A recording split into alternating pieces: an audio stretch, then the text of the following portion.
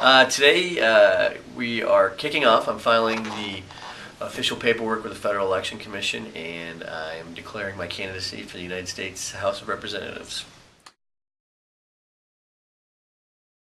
Right now, unfortunately, our current congressman and Congress has failed. I mean, we've learned from Obama and Owens that right now we've been promised that we're going to have greater economic growth, which will lead to jobs. We don't have it. You look at national unemployment, you look at the weak economy, whether it's the North Country, all over the country.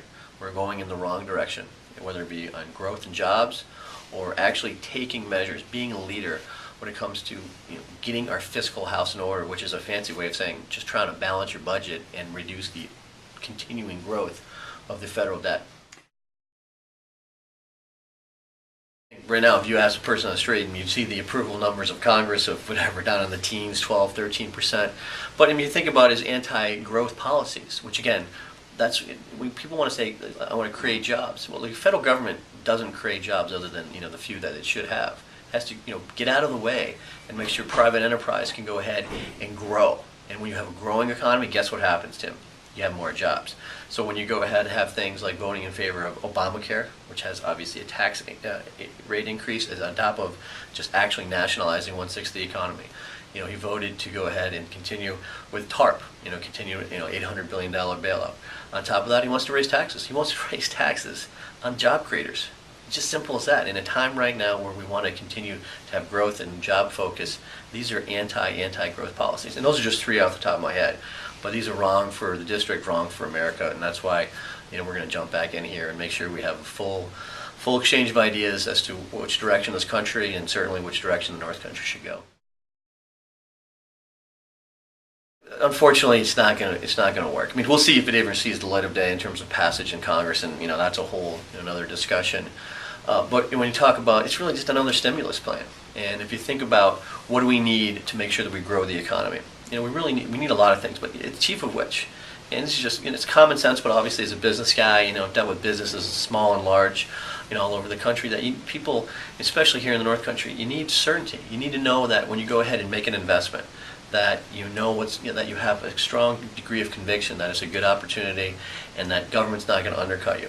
So when you have temporary payroll tax reductions, when you have temporary regulations that continue to move, when you have a situation where you don't have knowledge of where do you think the country's going, whether it be in terms of taxes, i.e. raising taxes in terms of, again, Obama hasn't come out and clearly said how he's going to do that.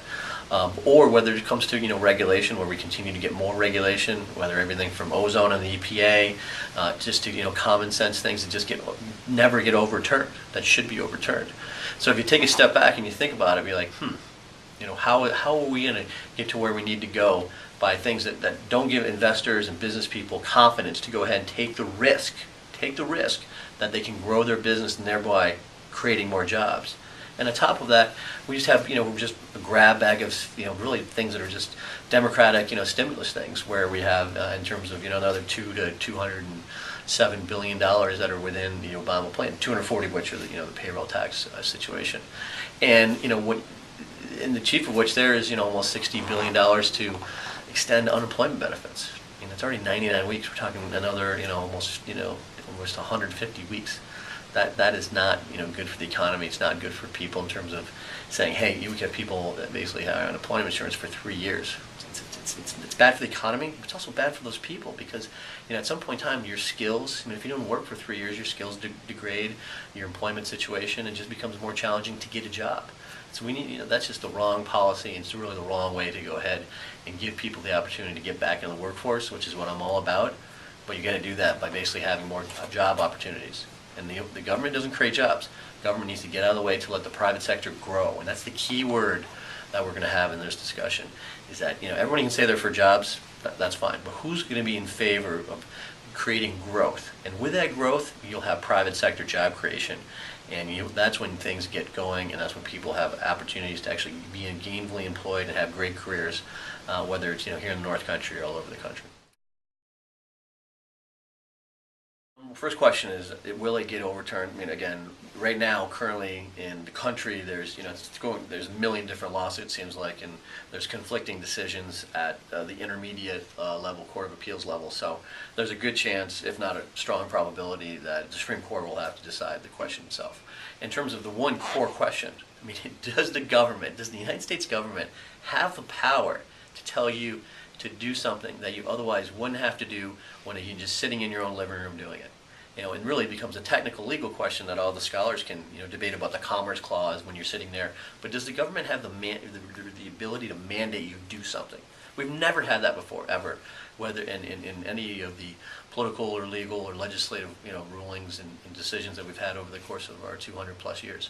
And this is a market change. So I'm dead set against that. There's no way that government can tell you what to do just sitting there not doing anything. There's no way. And so based upon that, Obamacare is patently unconstitutional. No question about that in my mind.